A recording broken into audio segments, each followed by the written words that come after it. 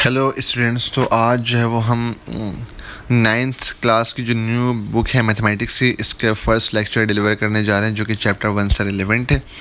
तो आइए इसको हम जरा सा देखते हैं, उसके बाद फिर हम इसके एक्सरसाइज 1.1 सॉल्व करेंगे। तो unit number 1 real and complex numbers, page number 125, इसको हम देखते हैं।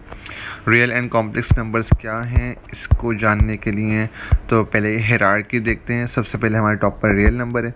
रियल नंबर की फिर टू टाइप्स हैं, रैशनल एंड इरेशनल, जिससे हम इस वीडियो में इन डिटेल समझेंगे ताकि 1.1 सॉल्व कर सकें। फिर रैशनल नंबर की फर्दर डिवीजन है जिसमें इंटीजर नॉन इंटीजर आता है। फिर इंटीजर की फर्दर डिवीजन है जिसमें इवन, होल, ऑड। फिर होल के अंदर नेचुरल और प्राइम नंबर्स हैं। रियल नंबर क्या है? रियल नंबर जो है सब नंबरों का बादशाह है, ठीक है। इसके ऊपर भी जो है वो रियल नंबर के ऊपर भी जो है वो नंबर्स हैं, उसको अभी हम डिस्कस नहीं कर रहे, तो आगे क्लासेस में पढ़ाया जाएगा तो उसमें हम देखेंगे। फ़िलहाल 9 ग्रेड के लिए जो चीज़ें हैं उसको ही उस पर ही रह के काम करते हैं हम। अच्छा, रियल नंबर के अंदर मेन चीज़ क्या है? 11.1 में जो है वो रैशनल और रैशनल और इरेशनल नंबर्स की जो यूनियन है, ठीक है, तो union of set of rational and irrational number is called real number. तो रैशनल और इरेशनल को समझेंगे तो रियल क्लियर हो जाएगा। तो चलते हैं आगे। 11 इसके अंदर जो वो नंबर लाइन पे कैसे रिप्रेजेंट किया जाता है रियल नंबर को, इसको हम देखेंगे। इसके साथ साथ अच्छा, with terminating and non terminating recurring decimal क्या है, इसको मैं आगे चल के आपको बताऊंगा। ये हमने डिस्कस करना है आज। अच्छा, इसके अलावा जो है वो एग्जांपल्स है नंबर लाइन की।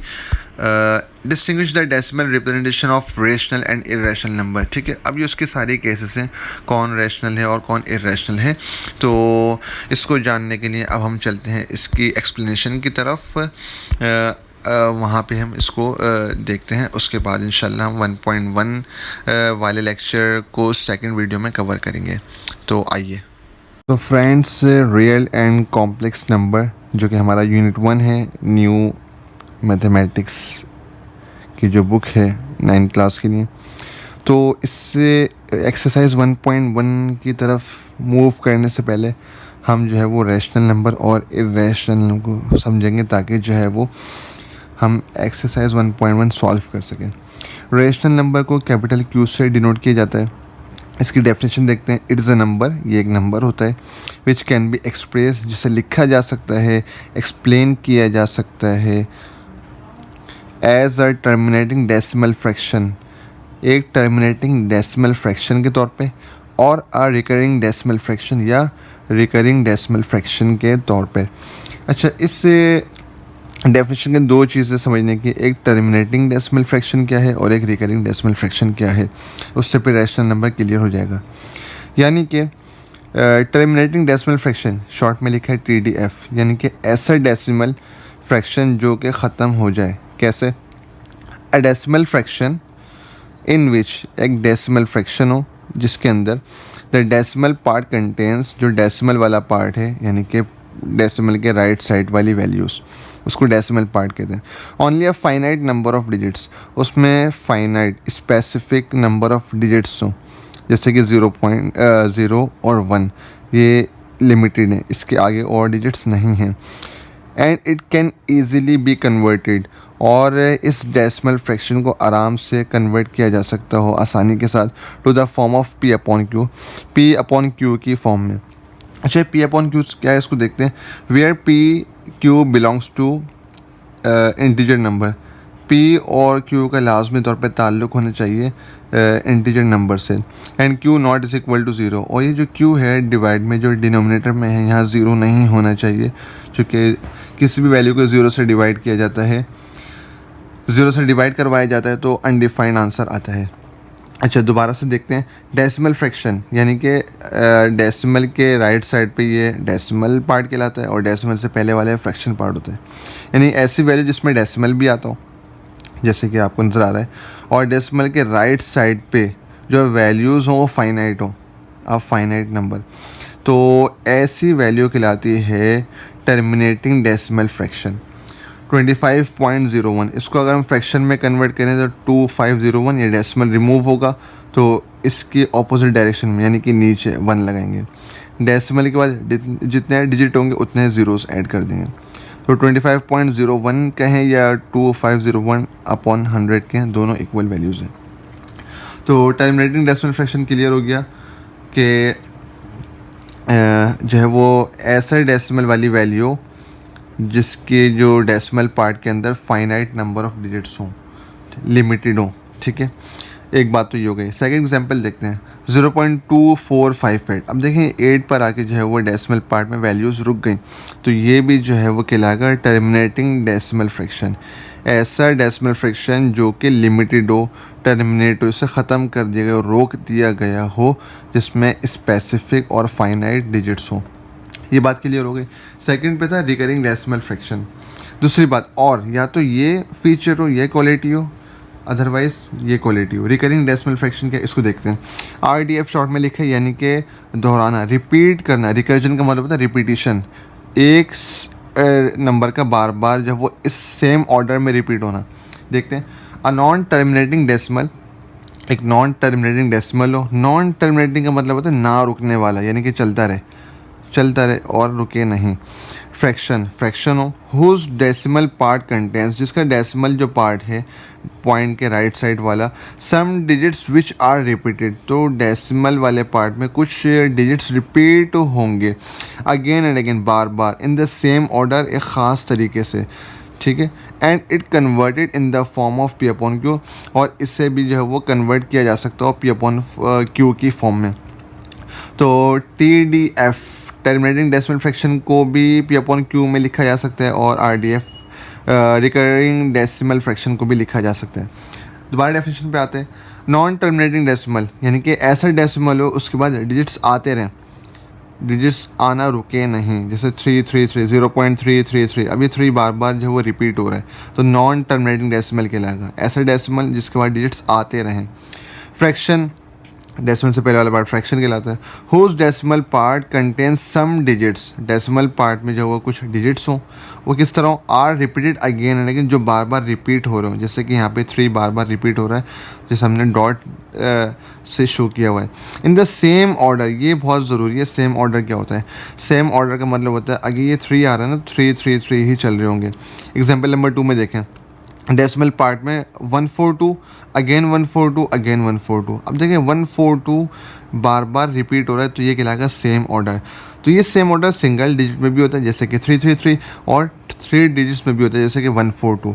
एग्जाम्पल नंबर 3 देखते हैं, ये 0.090909। अब ये 090909 डॉट डॉट डॉट, तो पता ही लगा कि ये भी जो है वो एक सेम ऑर्डर है, और ये सेम ऑर्डर 2 डिजिट्स में जो है वो देखा जा रहा है। तो खैर, अच्छा ये बात हो गई, और इससे जो है वो लिखा जा सकता है फ्रैक्शन फॉर्म में। तो 0.333 को हम P अपॉन Q यानी कि फ्रैक्शन फॉर्म में लिख सकते हैं, इसे भी लिख सकते हैं और इसे भी लिख सकते हैं। तो यहाँ ये 2 पॉइंट्स होंगे, इन दोनों में से कोई एक पॉइंट भी किसी वैल्यू में पाया जाएगा, इंक्लूडेड होगा, तो वो रैशनल नंबर हो जाएगा। सपोज़ अगर मैं आपसे पूछता हूँ 25.01, क्या ये रैशनल नंबर है या इर्रेशनल? तो आपका आंसर होगा it's a irrational number. Reason क्या होगा कि पॉइंट के बाद जो है वो इसमें फाइनाइट वैल्यूज़ हैं, नंबर ऑफ़ डेट्स फाइनाइट है, 1 के बाद कोई नहीं आ रहा, तो इस वजह से कहलाएगा। तो इसके अंदर क्या फ़ीचर पाएगा? टर्मिनेटिंग डेसिमल फ्रैक्शन की वजह से ये रैशनल नंबर कंसिडर होगा। सेकंड वाला पूछता हूँ, अच्छा 0.333 डॉट डॉट डॉट, तो यहाँ तो फाइनाइट डिजिट नहीं है, यहाँ तो फाइनाइट थे इसलिए रैशनल हो गया, यहाँ तो फाइनाइट नहीं है, यहाँ तो वैल्यूज़ बार बार आ रही हैं, तो ये रैशनल कैसे है? तो इसका आंसर ये होगा कि यहाँ वैल्यू तो फाइनाइट नहीं है, रिपीट हो रही है, लेकिन ये जो रिपीटिशन है, जो रिकर्जन है, ये सेम ऑर्डर में हो रही है, बार बार एक ही तरह की वैल्यूज़ आई जा रही हैं। तो इन दोनों में से कोई भी फीचर हो, कोई भी खूबी हो, टर्मिनेटिंग डेसिमल फ्रैक्शन वाली हो या रिकरिंग वाली हो, इन दोनों में से डेसिमल में कोई भी फीचर अगर पाया जाएगा तो वो रैशनल नंबर में काउंट होगा। यहाँ तक बात क्लियर हो गई? अच्छा, अब हम चलते हैं इर्रेशनल नंबर।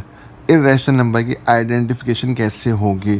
तो these are the examples of rational numbers, यानी कि 2 बात जहन में रखनी है कि अगर जो है वो नंबर ऑफ़ डेट फाइनाइट्स हो किसी डेसिमल वाली वैल्यू के अंदर, तो वो रैशनल में काउंट होगा, या नंबर ऑफ़ डेट्स तो फाइनाइट नहीं है लेकिन जो आने वाले डिजिट है वो रिपीट हो रहे हैं, सेम ऑर्डर में आ रहे हैं, तब भी रैशनल में जाएगा।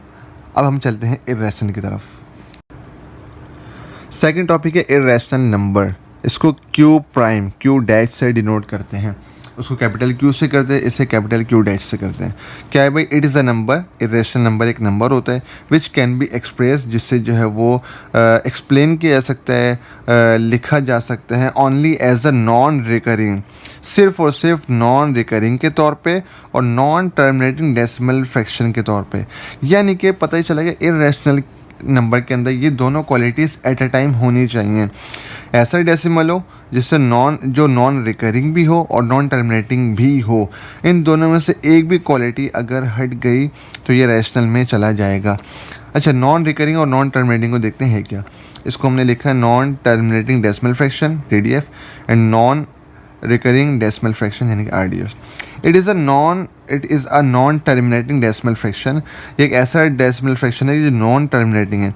नॉन टर्मिनेटिंग का मतलब है ना रुकने वाला, यानी कि वैल्यूज़ आती रहें। अच्छा, इन विच जिसके अंदर क्या होगा, digits in the decimal part, decimal वाले पार्ट के अंदर जो डिजिट्स होंगे यानी कि डेसिमल के राइट साइड पे जो वैल्यूज़ होंगी are not repeated in the same order, वो रिपीट नहीं हो रही होंगी, उन्हें जब वो दोहराया नहीं जा रहा होगा एक सेम ऑर्डर में। And it can not be written in the form of P/Q, और इन्हें P/Q की फॉर्म में भी नहीं लिखा जाएगा। एग्जाम्पल देखते हैं। √2 की बात करो तो √2 का आप सॉल्व करेंगे तो वैल्यू आएगी 1.414213 सो ऑन। अच्छा, देखते हैं क्या दोनों क्वालिटीज़ एट अ टाइम इसके अंदर हैं या नहीं। अच्छा, 1 पॉइंट के बाद वाली वैल्यूज़ तो हमारे डेसिमल पार्ट होता है।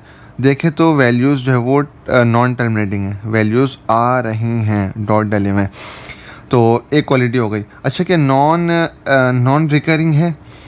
जो बार बार नॉन रिकरिंग का मतलब ये कहते हैं सेम वैल्यूज़ रिपीट ना हो, यानी कि सेम ऑर्डर उसके अंदर नहीं होना चाहिए।